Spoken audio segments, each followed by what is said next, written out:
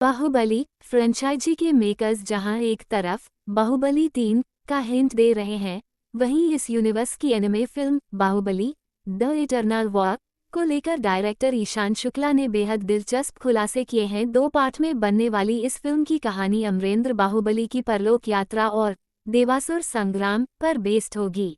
Baahubali franchise के stars Prabhas, Rana Daggubati और अनुष्का शेट्टी ने हाल ही में इस कहानी का तीसरा पार्ट बाहुबली 3 को लेकर एक हिंट दिया, लेकिन उससे पहले इस फिल्म सीरीज के क्रिएटर एस राजामौली पहले ही अनाउंस कर चुके हैं कि उनका बाहुबली यूनिवर्स अब और विस्तार लेने वाला है।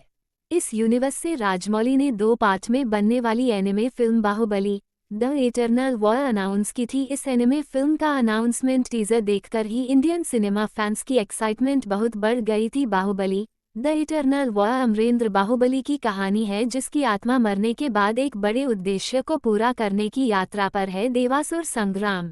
बाहुबली द इटरनल वॉर के टीजर और इस कॉन्सेप्ट ने जनता को बहुत इम्प्रेस किया है। अब इसके डायरेक्टर ईशान शुक्ला ने जो बताया है, उससे फैंस और भी बेसब्री से इसका इंतजार करने लगेंगे। ऐसे आया बाहुबली की कहानी पर एनिमे का आइडिया। स्क्रीन के साथ एक बातचीत में ईशान ने बताया कि 2024 में वह अपनी एनिमे फिल्म के साथ फिल्म फेस्टिवल्स में जा रहे थे, जहां उन्हें बाहुबली के प्रोड्यूसर शोबू येरलागडा मिले। उन्होंने बताया कि वह बाहुबली को एनिमेटेड फॉर्म में आगे ले जाना चाहते हैं। शोबू ने सुझाया कि क्यों न दोनों मिलकर इस पर आगे कुछ काम करें। ईशान ने कहा, मैंने लंबे समय तक इसके बारे में सोचा, एक कहानी लिखी और उन्हें ये कॉन्सेप्ट पिच किया कि अमरेंद्र बाहुबली के साथ उसकी मृत्यु के बाद क्या होता है। उन्हें आइडिया पसंद आया तो वह हमें राजामौली के पास ले गए और फिर हमने मिलकर काम शुरू किया। ईशान ने बताया कि राजामौली की तरह वह भी अमर चित्रकथा के बहुत बड़े फैन हैं। वहीं से उन्हें आइडिया आया कि अगर कहानी अमरेंद्र बाहुबली के धरती पर मरने के बाद दूसरे लोक में जाने की हो तो एनिमे इसके लिए बेस्ट रहेगा। हमारे धर्म ग्रंथों में भी धरती के अलावा और लोकों का जिक्र मिलता है। ईशान बाहुबली की कहानी को दूसरे लोक में ले जाना चाहते थे। ईशान ने कहा कि अपने फैसलों और अपनी इमेज के वजह से अमरेंद्र बाहुबली उसके बेटे महेंद्र बाहुबली से ज़्यादा पसंद है।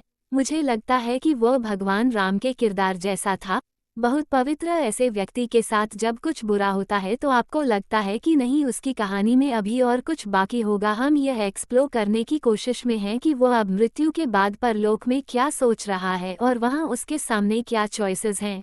ईशान ने कहा, बाहुबली की सबसे बड़ी ट्रेजेडी। ईशान ने बताया, अमरेंद्र बाहुबली के जीवन की सबसे बड़ी ट्रेजेडी क्या है उसे भी नहीं पता कि कटप्पा ने उसे क्यों मारा। ईशान ने कहा, यह इसलिए दुखद है क्योंकि बाहुबली को कभी पता नहीं चलेगा कि अगर वह मरता नहीं तो उसके साथ क्या होता। प्राचीन भारत में ऐसी कई कहानियां हैं जब लोग राजा बनने से ठीक पहले मर गए और उन्हें पता भी नहीं चला कि क्यों। ईशान ने बताया कि वह बाहुबली द इटरनल वॉर का प्री प्रोडक्शन पूरा कर चुके हैं, लेकिन एनिमेशन में बहुत टाइम लगने वाला है। फिलहाल वह 2027 में बाहुबली द इटरनल वॉर का पहला पार्ट रिलीज करने का टारगेट लेकर चल रहे हैं।